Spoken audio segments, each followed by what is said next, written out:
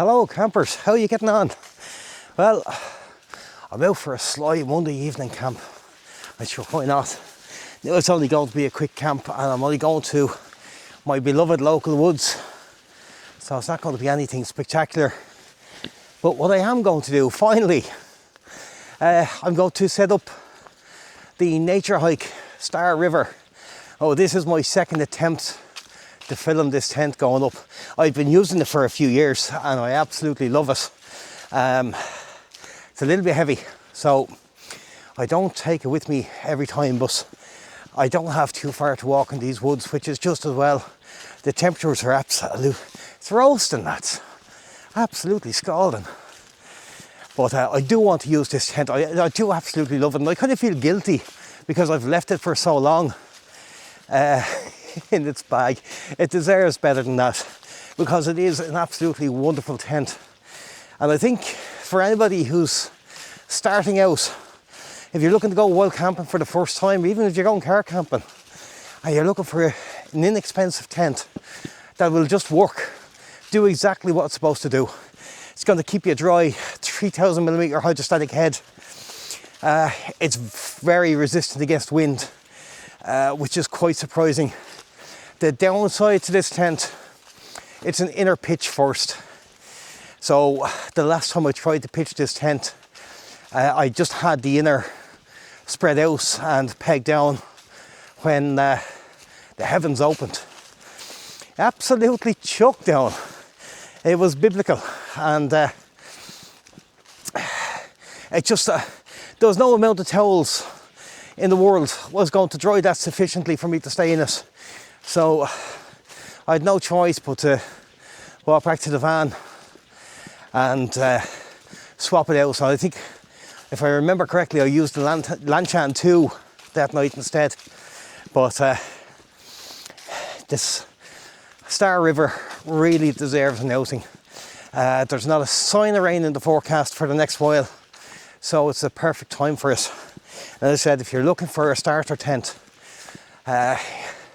you could do a hell of a lot worse than the Star River. Another tent by Naturehike that's also excellent, and I haven't featured yet either, is the Mongar. There's a couple of different variants of the Mongar now. There's the Mongar UL and stuff like that. But another excellent tent. Two great tents, and it can have you wild camping for as little as, I don't know, maybe about 110 to 130 euros, something like that, from the likes of AliExpress, or I'm not sure they're on Amazon, but well worth it if they are. It's a great tent. Okay, I'm going to get myself organised and sorted, and I'll bring you back when I'm setting the tent up and you can see what it's all about. It was time to get the cap on. The old midges and the mozzies are out in force. Now you may notice I have the long sleeve top on this evening, so I'm not getting bitten by these guys again.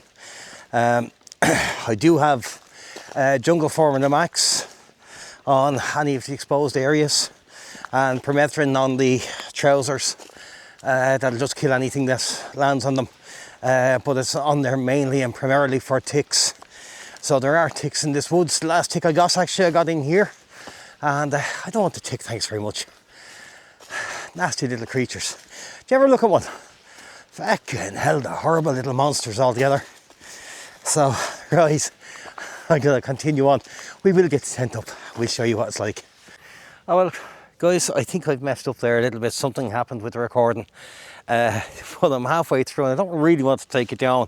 So I'll just go through the basics with you here. So that's the inner setup. They do say it's freestanding, and I suppose to a degree it's freestanding. But I much prefer to have pegs in it while I'm setting it up. So it's a hub system on the pole, so everything is all integrated. You have a spreader bar here, which is fantastic. Goes into these two little pockets on the bands here, which is really, really good. And that's it. This is solid. I mean, you can put good weight on that, and it's not too bad. So that is really going to hold its own in the wind. As you can see, it's probably good actually that the camera didn't record. I'm not too mad about this rainbow door. I think I prefer the Mungar, which is more like a D. But you can see there's decent space in there. It's not bad. Now I'm going to zip that up before the mosquitoes and the midges decide to make that their home for tonight. So for once you have the outer up, or the inner up. You can just take the outer. Now this is where I get confused with this, because I said this is an old tent. It's not colour coded. The new ones are all colour coded. So trying to remember which end is which is not the easiest thing in the world for me. So I'm just going to take a guess on it, and I'll know when I put it over. I normally get it wrong. Have I got it right? I think I have. Miracles. Absolute miracle. So they just clip in to the clips on the corner.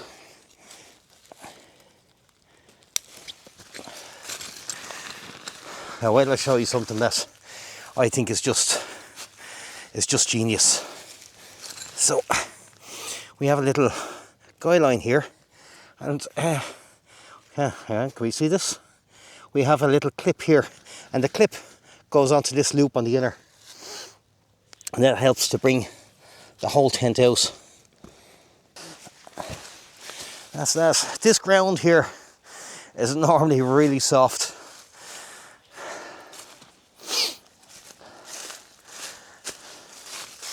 And we have the same clip design. Oops, daisy. We have the same clip design here as well. So we take the clip on the outer, clip it to the inner, and we just pull the whole lot out. Now I'm not going to be deploying the guy lines on this tonight. I'm in the woods. There's very little wind, and I think the only thing I will do is peg out the porches. Now I don't know if I mentioned that, but there are double doors on this, so a door on each side. So it really is a two-person tent in that regard. By the way, that's one of the original pegs. They're really light, small, perfect for tonight. But if you were in any sort of a wind, lads, I'd be swapping out those pegs. I really would. They're not fantastic.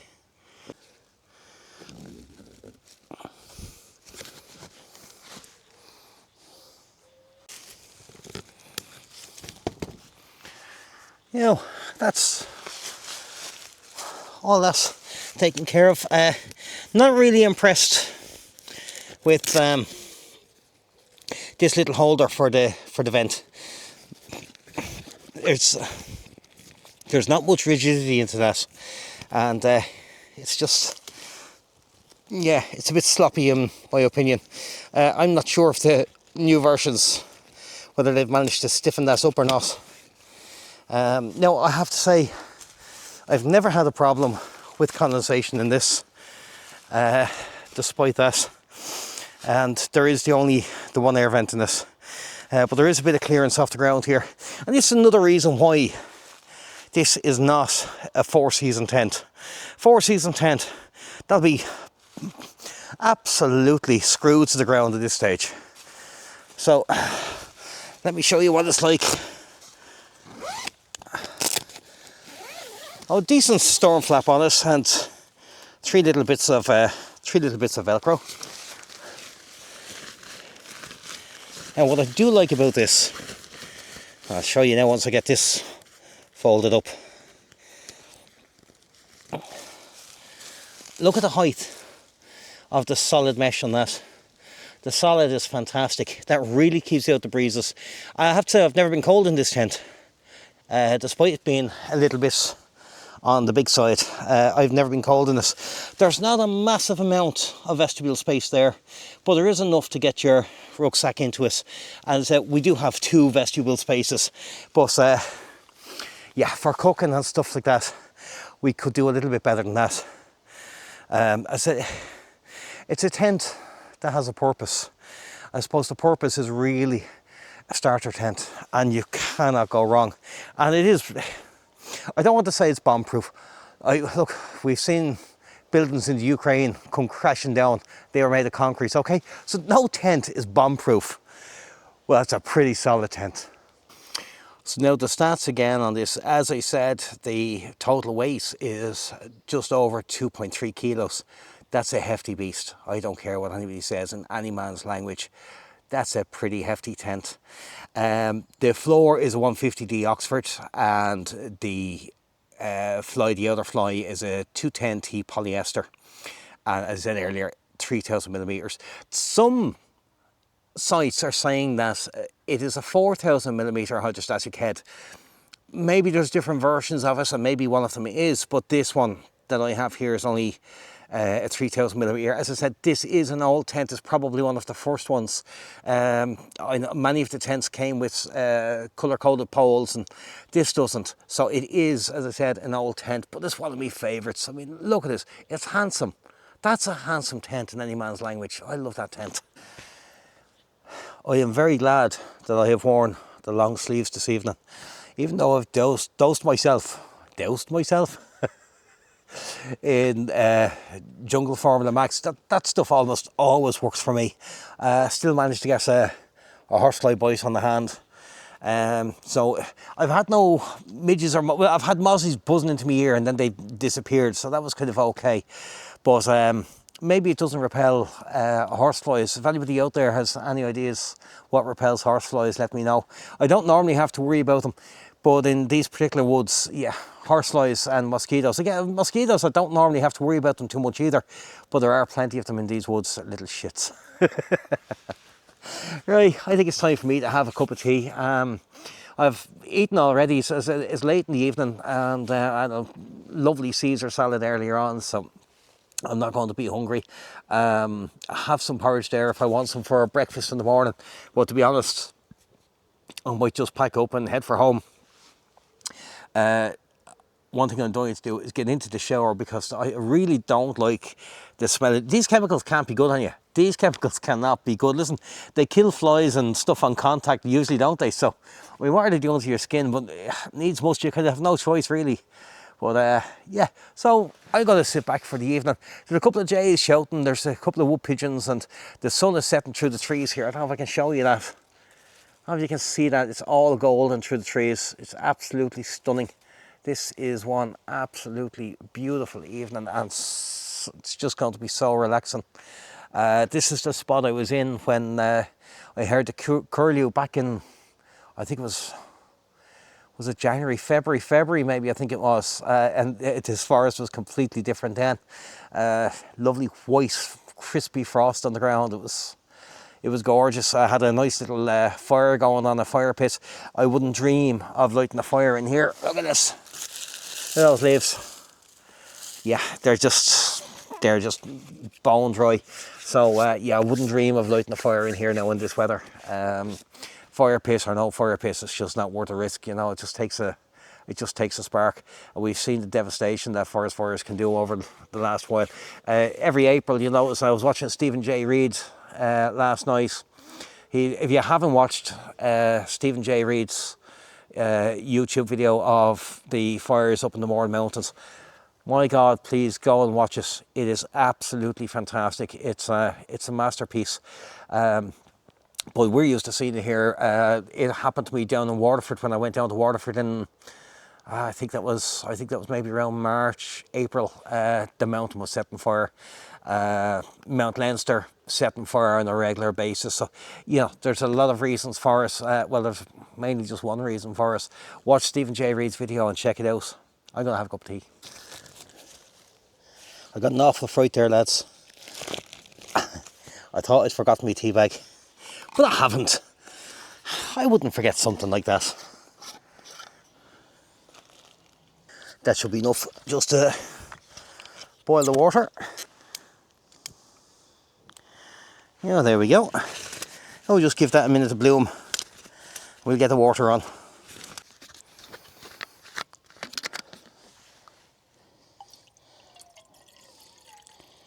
Yeah, just enough in there for a cup.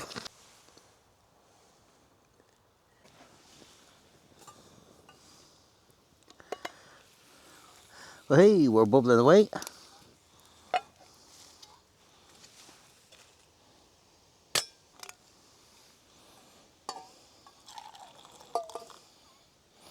There's a little piece of leaf there that I just don't want going into my tea. Now, if you're watching my channel regularly, you'll know, oh, there's the leaf gone in. You'll know that I'm a coffee person. But since I got sick a few weeks ago, and it's a bout of diverticulitis. If you don't know what it is, thank your lucky stars. It's not pretty. But yeah, since we stint in the hospital, then it was a few days in the hospital. When I came out, I'd lost my taste for coffee and for beer, oddly enough. I know I had a couple of beers with Robbie when I was down in the shore, but yeah, it's not the same. It's not the same, and the taste for coffee is not there either. So I've just been on a diet of tea, really. And even the tea, it's not what it usually is. I usually have lots of tea. I have been known to have 2 tea bags, and I certainly usually leave my tea bag in the mug when I'm drinking this, because I really like a strong tea. But I don't know, just the taste for it is gone. Cheers, guys.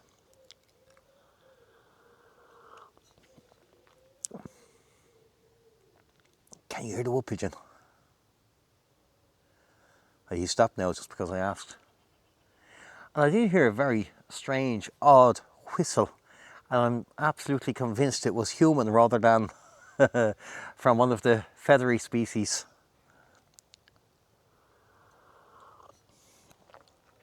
Oh, that's a nice cup of tea, guys. Right, I'm gonna sit back, have this, and we'll just gonna sit and chill for the evening. It's still early enough, just coming up to 9:30.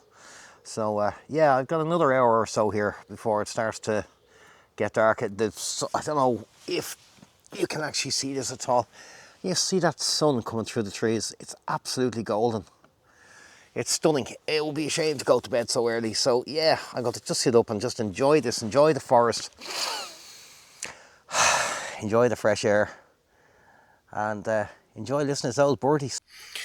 Well, lads, as you can see, it's after getting quite dark, and I don't know, was it summertime or what? I forgot to take lights with me, so I'm just using the light on my phone to light myself up. So I got to get off. Got to get myself off into the bed and tuck up, and I'm looking forward to a good sleep, because I know these birds are just going to be screaming at 4:30 in the morning. Wake up, John. Come on. What's keeping you? I know what they're like. Well, that's me tucked up. I tell you what, it got chilly out there tonight once the sun set and a bit of a breeze came. I have a moth. He's between the inner and the outer. He's making quite a racket, but I'm sure he'll be fine. So lads, good night and God bless. We'll chat you in the morning, and as all the great YouTubers say, if anything happens during the night, I'll take you back. Well, lads, I didn't film the takedown. I woke during the night with a bout of gout in my knee. It could only happen to me. I don't know how I'm going to do the walkout, but as you can see, left no trace, bar a few flattened leaves, and that's us. So I will chat you on the next one. I'm going to go home and take some painkillers and get some well-earned rest, I think. Talk to you later. Take care. Bye-bye.